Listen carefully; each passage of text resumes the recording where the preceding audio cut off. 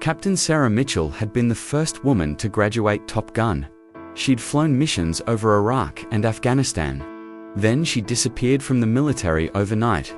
For 8 years, she'd been hiding in plain sight as a flight attendant. Until the day her past and present collided at cruising altitude, and 180 passengers' lives depended on skills she'd thought she'd left behind. Welcome to the Soldier Stories. Before we dive into this incredible tale of courage, identity, and the power of never forgetting who you really are, tell me in the comments what city you're watching from today. And if you believe that heroes can be hiding anywhere a van serving you coffee at 35,000 feet, hit that subscribe button. Sometimes, the most extraordinary people are right in front of us, wearing the most ordinary uniforms. Flight 447 from Dallas to Miami was scheduled to depart at 2:15 p.m. on a Tuesday afternoon. In October, Sarah Mitchell checked her watch as she walked through the jet bridge, her rolling suitcase trailing behind her with the practiced efficiency of someone who had made this same journey hundreds of times. To the passengers already boarding, looked exactly like what they expected to see: a professional flight attendant in her early 30s, auburn hair pulled back in a regulation bun, makeup applied with precision, wearing the navy blue uniform of Coastal Airlines with its distinctive silver wings pin on her left lapel. What they couldn't see was the small scar above her right eyebrow. Earned during a hard landing in a sandstorm outside Kandahar, they couldn't see the calcined phoenix tattooed in small letters behind her left ear, hidden by carefully arranged hair. And they definitely couldn't see the muscle memory in her hands as she automatically checked the cabin for anything that looked out of place, the same scan she'd once performed on F-16 cockpits before every mission. Sarah had been flying for Coastal Airlines for 8 years, 3 months, and 12 days. Before that, she had been Captain Sarah Mitchell, United States Air Force, the first woman to graduate from the Navy Fighter Weapons School, better known as Top Gun. She had logged over 2,000 flight hours in combat zones, flown 127 missions over Iraq and Afghanistan, and earned more commendations than most pilots see in a full career. Now she served beverages and demonstrated how to fasten seatbelts. The transformation hadn't been voluntary. As Sarah moved through the cabin, greeting passengers and checking overhead compartments, her trained eye automatically catalogued details: business travelers typing on laptops, a family with 2 young children heading to Disney World, an elderly couple holding hands and sharing a crossword puzzle, a group of college students already planning their spring break adventure. 180 souls, she thought automatically, using the military terminology for passenger count that had never left her vocabulary. 180 people. Who would trust her to serve them drinks and keep them comfortable during their 3-hour flight to Miami? What they didn't know was that she was also keeping them safe in ways they couldn't imagine. Ladies and gentlemen, welcome aboard Flight 447 with service to Miami, Sarah announced over the intercom, her voice carrying the warm professionalism that had made her one of Coastal's most requested flight attendants. We're currently boarding all passengers, and we expect an on-time departure this afternoon. In the cockpit, Captain Robert Hayes and First Officer Michael Chen were running through their pre-flight checklist. Sarah had worked with both men before. Hayes was a 20-year veteran with a reputation for smooth landings and bad dad jokes, while Chen was newer to the airline but had quickly proven himself as a competent and careful pilot. Neither man knew that the flight attendant they worked with had more flight hours than both of them combined. Sarah had learned to hide that part of herself out of necessity. In her early days at Coastal, she'd made the mistake of offering technical suggestions about weather patterns and flight routes, drawing curious looks from pilots who wondered how a flight attendant knew so much about aviation. She'd quickly learned to keep her expertise to herself, to smile and nod when pilots explained things she already knew, to play the role that everyone expected her to play. It was safer that way. Safer for her carefully constructed new identity. Safer for the secret she carried. Safer for the reasons she'd left the military that she still couldn't talk about. As the last passengers boarded and the cabin doors closed, Sarah moved through. Her safety demonstration with practiced ease: point to the exits, demonstrate the oxygen masks, show how the life vest inflates. She'd done this routine so many times she could perform it in her sleep, but she never let herself go through the motions carelessly. She'd seen too many emergency situations to ever take safety protocols lightly. "Flight attendants, prepare for departure," came Captain Hayes's voice over the intercom. Sarah secured her station and took her seat in the jump seat, automatically checking that her harness was properly fastened and her emergency equipment was within reach. As the aircraft pushed back from the gate and began its taxi to the runway, she found herself listening to the engine sounds with an ear trained to detect the slightest anomaly. Everything sounded normal. The Boeing 737 was a reliable aircraft, and this particular plane was only 3 years old with an excellent maintenance record. Captain Hayes had over 15,000 flight hours and an impeccable safety record. First Officer Chen was competent and careful. It should have been a routine flight, but Sarah had learned during her military career that routine flights had a way of becoming anything but routine, usually at the worst possible moment.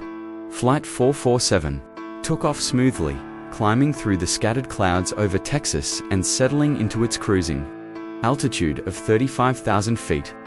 Sarah moved through the cabin, taking drink orders and chatting with passengers. She helped the family with young children get settled, brought extra napkins to the college students who had already spilled their sodas, and checked on the elderly couple to make sure they were comfortable. This was the part of the job she actually enjoyed. Not the serving drinks or the routine tasks, but the people. After years of flying military missions where human contact was limited and emotional connections were discouraged, she found genuine satisfaction in small acts of kindness that made someone's day a little better. "Excuse me," said a voice beside her as she worked her way through the cabin. Sarah turned to see a young woman, maybe 25, with nervous eyes and white knuckles gripping her armrest. "I'm sorry to bother you, but this is my first time flying and I'm really scared." Sarah immediately shifted into what she privately called her calm passenger mode, a combination of genuine empathy and professional reassurance that had taken years to perfect. "That's completely normal," Sarah said, crouching down to be at eye level with the nervous passenger. "What's your name?" "Jessica." "Hi Jessica, I'm Sarah. Can I tell you a secret? Flying is actually the safest form of travel. You're statistically safer up here than you were driving to the airport. Really, really. Our pilots have thousands of hours of experience. The aircraft is constantly monitored by air traffic control, and every system has multiple backups. We're in very good hands." Sarah spent the next 10 minutes explaining how airplanes worked, pointing out the normal sounds Jessica was hearing, and teaching her some breathing techniques to manage anxiety. By the time she moved on, Jessica was visibly more relaxed and even managing to smile. What Sarah didn't mention was that her knowledge of aircraft systems came from years of flying fighter jets, where understanding every component could mean the difference between completing a mission and becoming a casualty statistic. The first sign of trouble came. 90 minutes into the flight, Sarah was in the galley preparing the beverage service when she heard Captain Hayes's voice over the intercom. But it sounded different, strained. "Ladies and gentlemen, this is your captain speaking. We're experiencing some minor turbulence, so I'm going to ask everyone to return to their seats and fasten their seatbelts for a few minutes." But Sarah knew the difference between turbulence and something else. The aircraft was flying smoothly, no bumps, no irregular movement. This wasn't about weather. She immediately picked up the interphone to call the cockpit. "Captain Hayes, this is Sarah.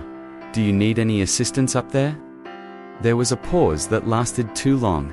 Then, First Officer Chen's voice came through, tight with controlled panic. "Sarah, we need you in the cockpit immediately. Medical emergency." Sarah's blood went cold. She'd responded to medical emergencies before passengers having heart attacks, allergic reactions, panic attacks. But a medical emergency in the cockpit was different. That was crew, and crew medical emergencies could quickly become everyone's problem. She moved quickly, but calmly toward the front of the aircraft, stopping to speak quietly to Linda, the other flight attendant working the flight. "I need you to handle the cabin," Sarah said. "Keep everyone calm and seated. Don't let anyone know there's a problem in the cockpit." Linda nodded, recognizing the authority in Sarah's voice, even though they were technically equals in the airline. Hierarchy. Sarah used her key to open the cockpit door and immediately assessed the situation. Captain Hayes was slumped over the controls, unconscious, his skin pale and clammy. First Officer Chen was trying to monitor Hayes's vital signs while simultaneously flying the aircraft, an impossible task for one person. "What happened?" Sarah asked, immediately moving to help. "He just collapsed," Chen said, his voice tight with stress. Grabbed his chest, said he couldn't breathe, then passed out. "I think it's his heart." Sarah's military training kicked in automatically. In combat situations, you triaged, assessed the immediate threat, prioritize actions, execute with precision. The immediate threat wasn't Captain Hayes's medical condition. That was serious but stable for the moment. The immediate threat was an aircraft at 35,000 feet with only one Pontius pilot, who was rapidly becoming overwhelmed. "Michael," she said, using Chen's first name to establish personal connection and authority. "I need you to focus solely on flying. I'll handle Captain Hayes. But, you're not medical." "I have emergency medical training," Sarah said. Which was true. Military pilots were required to have extensive medical training for situations exactly like this. And right now, keeping this aircraft stable is more important than anything else. Sarah quickly checked Hayes's pulse and breathing. His pulse was weak and irregular, his breathing shallow but steady. Definitely cardiac event, probably heart attack, but he was stable for now. She positioned him to keep his airway clear and began administering oxygen from the cockpit's emergency supply. But even as she worked on Hayes, her eyes were tracking the aircraft's instruments. Altitude steady at 35,000 feet. Airspeed, normal. Navigation systems functioning properly. Autopilot engaged and maintaining course. For now, everything was under control. But Chen was clearly struggling with the workload of single pilot operations. While dealing with the stress of his captain's medical emergency, Michael, Sarah said calmly, "How much experience do you have with single pilot emergency procedures?" "Not much," Chen admitted. "This is only my second year with Coastal. I've never had to handle a situation like this." Sarah made a decision that would change everything. "I need you to contact air traffic control," she said. "Declare a medical emergency and request priority routing to the nearest suitable airport. Tell them we need emergency medical standing by." "Already did that," Chen said. "They're vectoring us toward Jacksonville, Utah, about 40 minutes. 40 minutes. Sarah's mind ran through the calculations automatically. 40 minutes to get 180 passengers safely on the ground with an unconscious captain and a first officer who was rapidly approaching the limits of his experience and stress tolerance. She looked at the instrument panel, her eyes automatically reading the displays with the fluency of someone who had spent thousands of hours in similar cockpits. The Boeing 737 wasn't that different from the military aircraft she'd flown, more complex in some ways, simpler in others, but the fundamental principles were the same. "Sarah," Chen said, his voice cracking slightly, "I don't know if I can do this landing with emergency equipment and ATC priority and passengers who don't know what's happening, ... It's a lot." Sarah looked at the young first officer, seeing the fear and uncertainty in his eyes. She'd seen that look before, in the faces of young pilots facing their first combat mission, overwhelmed by the responsibility of lives in their hands. In those moments, she'd done what experienced pilots always did, stepped up and taken command. "Michael," she said quietly, "what if I told you that you don't have to do this alone?" "What do you mean?" Sarah took a deep breath, knowing that what she was about to say would end 8 years of carefully constructed anonymity. "I mean, what if I told you that I'm qualified to help fly this aircraft?" Chen stared at her. "You're a flight attendant. I'm also a pilot," Sarah said simply. Military, fighter pilot. I have over 2,000 hours of flight time, including emergency procedures and high-stress operations. The words hung in the air between them. Chen's expression shifted from confusion to disbelief to something approaching hope. Are you serious? Dead serious. And right now, I'm offering to help you get these people home safely.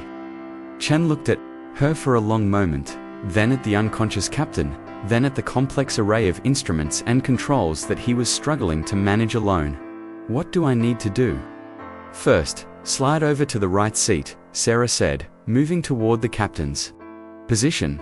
I'll take the left seat and primary controls. You handle communications and systems monitoring. We do this together. As Chen moved to the first officer's seat, Sarah carefully moved Captain Hayes out of the pilot's position, securing him in the jump seat behind the cockpit where she could continue to monitor his condition. Then she settled into the captain's seat and placed her hands on the controls. For the first time in 8 years, Captain Sarah Phoenix Mitchell was flying again. The muscle memory was instantaneous. Her hands found the controls with automatic precision. Her eyes scanned the instruments in the pattern drilled into her through years of training. Her mind shifted into the focused calm that had carried her through combat missions over hostile territory. Okay, she said, her voice taking on the controlled authority of a pilot in command. Let's bring everyone home. She keyed the radio microphone. Jacksonville approach. This is Coastal 447. Be advised, we have a change in crew configuration due to medical emergency. Requesting updated vectors for approach and emergency equipment, standing by. Coastal 447 Jacksonville approach. Understand crew change. Confirm, you are declaring emergency. Affirmative, Jacksonville. Medical emergency with 1 crew member. Request priority handling and emergency equipment. We have 180 souls on board, fuel for approximately 1 hour. Roger. Coastal 447. You are cleared. Direct Jacksonville, descend, and maintain flight level 280. Emergency equipment will be standing by. Advise when ready for approach briefing. Sarah began the descent, her hands working the controls with the precision of someone who had performed similar procedures under much more challenging conditions. Beside her, Chen monitored systems and handled communications, visibly more relaxed now that he wasn't carrying the full weight of responsibility alone. Sarah, he said, as they descended through 30,000 feet, can I ask, what branch of military? Air Force, Navy fighter weapons, school graduate. Chen's eyes widened. Top Gun. Yeah. Jesus. And you've been working as a flight attendant. Long story, Sarah said, making a course correction as Jacksonville approach vectored them around. Weather. Let's focus on getting everyone down safely first. As they descended toward Jacksonville, Sarah found herself slipping back into the mental state that had once defined her. Total focus, absolute confidence, complete command of the aircraft and situation. It felt like putting on a familiar jacket that still fit perfectly despite years in storage.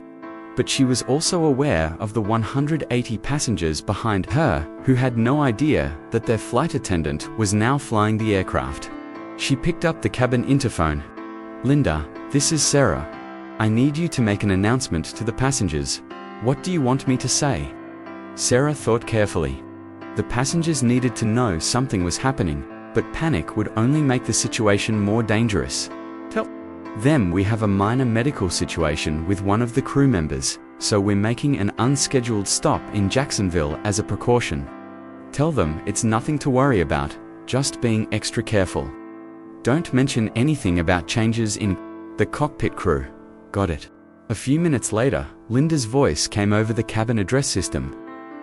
Ladies and gentlemen, this is your flight attendant speaking. We have a minor medical situation with one of our crew members.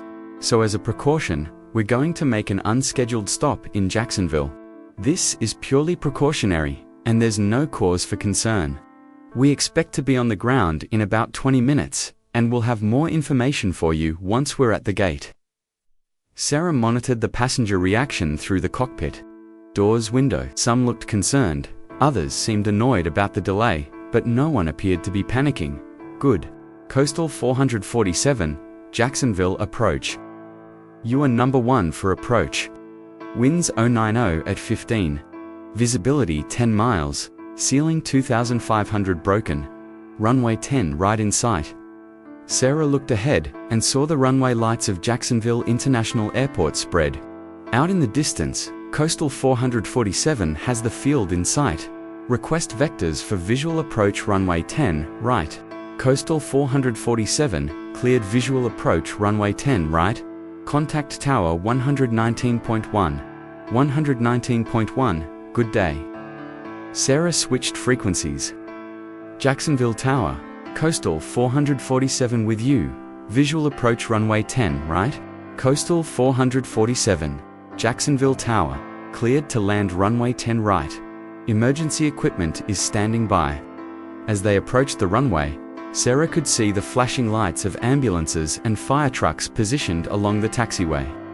Standard procedure for any aircraft declaring a medical emergency, but the sight still sent a small chill through her. The approach was textbook perfect. Sarah had landed aircraft in much more challenging conditions: night landings on aircraft carriers in heavy seas, combat landings on makeshift runways under enemy fire, but she still felt the familiar surge of adrenaline that came with any critical phase of flight. Looking good, Chen said, monitoring their airspeed and descent rate. On glide path, on speed, Coastal 447, you are cleared to land. Emergency equipment is in position. Sarah touched down smoothly on runway 10 right, applied the brakes gradually to avoid jarring the passengers, and rolled out to a stop. As the aircraft came to a halt, she could see emergency vehicles surrounding them. Ladies and gentlemen, welcome to Jacksonville, Sarah announced over the intercom. Please remain seated while emergency medical personnel come aboard to assist. Our crew member will have you back on your way as soon as possible. Within minutes, paramedics were in the cockpit, taking over Captain Hayes's care and preparing him for transport to the hospital. The lead paramedic, a woman in her 40s, with the competent manner of someone who'd seen everything, looked at Sarah with curiosity. You the pilot who brought her down? Co-pilot, Sarah said, nodding toward Chen. Team effort. Nice job. That was a textbook emergency approach. As the paramedics wheeled Captain Hayes off the aircraft, Chen turned to Sarah with an expression of amazement and gratitude. I don't know how to thank you, he said. I was in way over my head back there. You saved everyone on this aircraft. We saved everyone, Sarah corrected. You did great under pressure, but the way you took control, the way you flew that approach, you weren't just helping, you were in command, like you'd done it 1,000 times before. Sarah looked out the cockpit window at the emergency vehicles beginning to disperse, their flashing lights painting the tarmac in red and blue. In a few minutes, airline officials would board the aircraft to debrief the situation. There would be paperwork, interviews, probably media attention. Her carefully maintained anonymity was about to disappear. Sarah, Chen said quietly, why? Did you leave the military? You're obviously an incredible pilot. Why become a flight attendant? Sarah was quiet for a long moment, watching ground crews position equipment around the aircraft. Sometimes, she said finally, the thing you're best at is also the thing that breaks you. And sometimes you need to step away and figure out how to put yourself back together. But today, you came back. Today, people needed me to come back. Chen nodded, understanding more than Sarah had expected him to. For what it's worth, I'm glad you were here. Me too. An hour later, after Coastal Airlines had arranged for a replacement crew to fly the passengers to Miami, Sarah found herself in the airport's crew lounge, filling out incident reports and answering questions from company officials. The story was already starting to spread. Passengers' social media posts about the mystery pilot who had helped land the aircraft. Airline employees talking about the flight attendant who turned out to be a military pilot. Her phone buzzed with a text. Message from Linda, the other flight attendant. Girl, you need to check Twitter. You're famous. Sarah opened her social media app and saw dozens of posts with photos and videos from passengers on Flight 447. The story was already being picked up by aviation blogs and news outlets.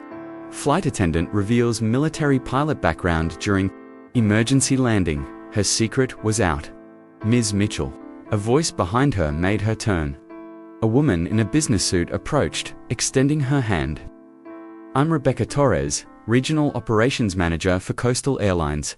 I wanted to personally thank you for your actions today. I was just doing my job, Sarah said. No, Torres replied firmly. You went far beyond your job description. You potentially saved 180 lives today. And I understand from the preliminary reports that you have extensive military flight experience. Some, Torres smiled. Ms. Mitchell, I've been in aviation for 20 years, and I know false modesty when I hear it. I also know that we have a pilot shortage and that finding experienced aviators is increasingly difficult. Sarah saw where this was going. Ma'am, I appreciate what you're saying, but I'm not looking to change careers. May I ask, why not? From what I witnessed today, you're clearly passionate about flying and exceptionally skilled at it. Sarah looked out the window at the aircraft parked at the gates, watched pilots and crew members moving through their routines, preparing for flights that would carry hundreds of thousands of passengers safely to their destinations. It's complicated, she said, finally. Most important things are, Torres replied. But consider this. Today you prove to yourself and everyone else that you still have what it takes. Maybe it's time to stop hiding from who you really are.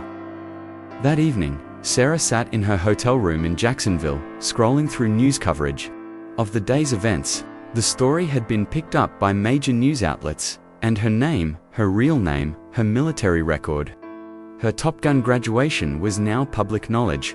Her phone rang constantly with calls from reporters, military friends she hadn't spoken to in years, and airline recruiters. She ignored most of them, but one call made her pause. Captain Mitchell. This is Colonel James Patterson, commanding officer of the 33rd Fighter Wing at Eglin Air Force Base. Sarah's blood ran cold. Military calls to former officers usually meant one of two things. They wanted something, or someone was in trouble. Colonel, she said carefully. Captain, I want you to know that the Air Force has been following your story today with great interest and considerable pride.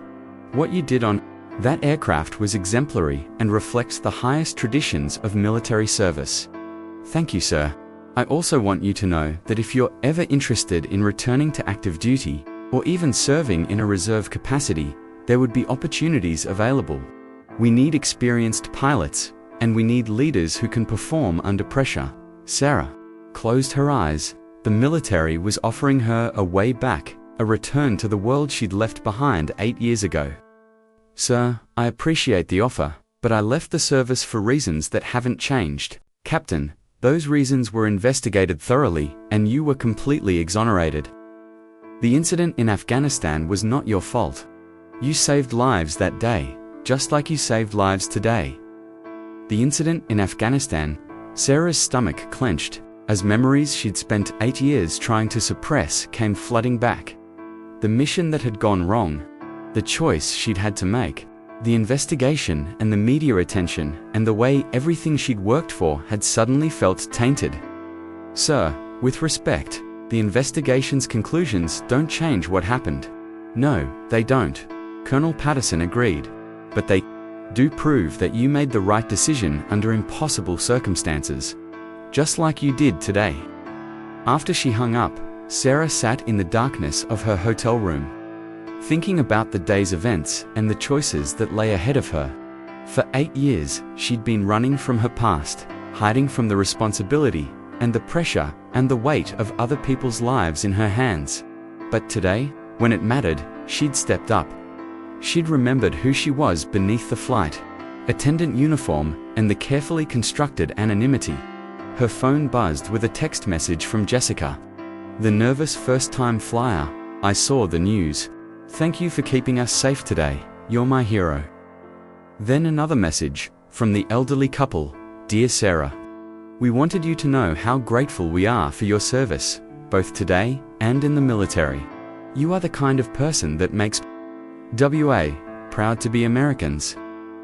And another, from one of the college students. Dude, you're like a real-life superhero. Thanks for getting us home safe. Message after message. From passengers who had been strangers 12 hours ago, but who now felt connected to her in a way that transcended the usual customer service relationship. Sarah realized that for the first time in 8 years, she felt proud of who she was again. The next morning, she called Rebecca Torres at Coastal Airlines. Ms. Torres, this is Sarah Mitchell. I've been thinking about what you said yesterday. I'm glad to hear from you, Sarah. What can I do for you? I want to know what it would take to transition from flight attendant to pilot with Coastal. There was a pause, then Torres's voice came. Back with barely contained excitement, Sarah, let me ask you this. How soon can you start training? 6 months later, Captain Sarah Mitchell sat in the left seat of a Boeing 737. Preparing for takeoff from Dallas to Miami, the same route she'd once worked as a flight attendant. But this time, she was wearing pilot stripes instead of a flight attendant's uniform. And her name tag read Captain Mitchell instead of just Sarah. In the cabin behind her, passengers settled in for their flight, served by flight attendants, who moved through their routines with the same professional competence Sarah had once displayed.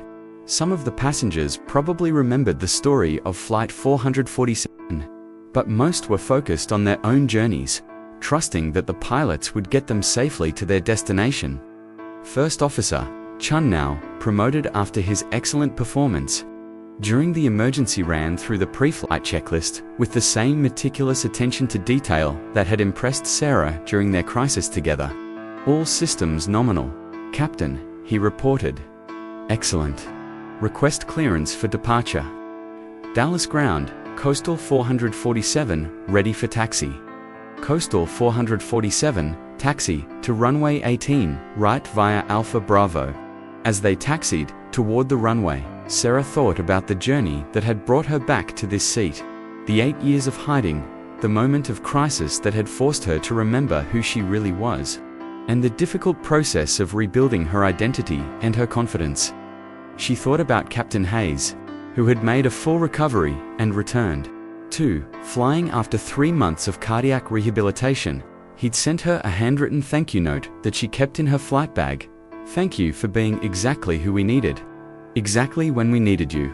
She thought about the passengers from Flight 447, many of whom had sent messages and letters over the months, sharing how her example had inspired them to pursue their own dreams and face their own fears. And she thought about the young women who had started approaching her at aviation events and career fairs, asking questions about becoming pilots and breaking barriers in what was still a male-dominated field. Coastal 447. Contact Tower 124.15. 124.15. Good day. Dallas Tower, Coastal 447, ready for departure. Coastal 447, runway 18 right. Cleared for takeoff. Sarah advanced the throttles and felt the familiar surge of acceleration as the aircraft began its takeoff roll. As they lifted off into the Texas sky, she smiled and keyed the intercom. Ladies and gentlemen, this is your captain speaking. Welcome aboard Flight 447 with service to Miami. We're expecting a smooth flight today with arrival right on schedule. Sit back, relax, and enjoy the journey. But what she really wanted to say was, sometimes the most important journey is the one that brings you back to yourself. Sometimes heroes don't disappear, they just find new ways to serve. And sometimes the uniform doesn't make the person makes the uniform matter. As Flight 447 climbed toward cruising altitude, Captain Sarah Phoenix Mitchell was exactly where she belonged, in command, in control, and ready for whatever challenges lay ahead. Because some people are born to fly, and no matter how far they run or how long they hide, eventually, they always find their way back to the sky. So I ask you, have you ever walked away from something you were great at because it became too hard, too painful, or too complicated? Have you ever hidden your talents because you were afraid of the responsibility that came with them, Captain? Sarah Mitchell spent 8 years running from her calling, convinced that her past mistakes had disqualified her from the cockpit. But when 180 people needed her skills, she remembered that sometimes our greatest failures teach us how to handle our greatest successes. Heroes don't always announce themselves with fanfare. Sometimes they're serving you coffee. Sometimes they're checking your seatbelt. Sometimes they're doing ordinary jobs while carrying extraordinary skills, waiting for the moment when the world needs them to remember who they really are. Share this story if you believe in second chances. If you've ever needed time to heal and grow, or if you think everyone deserves the opportunity to find their way back to their purpose, because the next time you interact with someone in what seems like an ordinary job, remember you might be talking to someone whose hands once controlled million-dollar aircraft, whose mind once made life or death decisions, whose heart once soared above the clouds. Thank you for watching the Sotley Stories. Subscribe to honor those who serve in all forms. And remember, sometimes the sky calls us back when we're finally ready to answer. Heroes don't retire. They just change uniforms.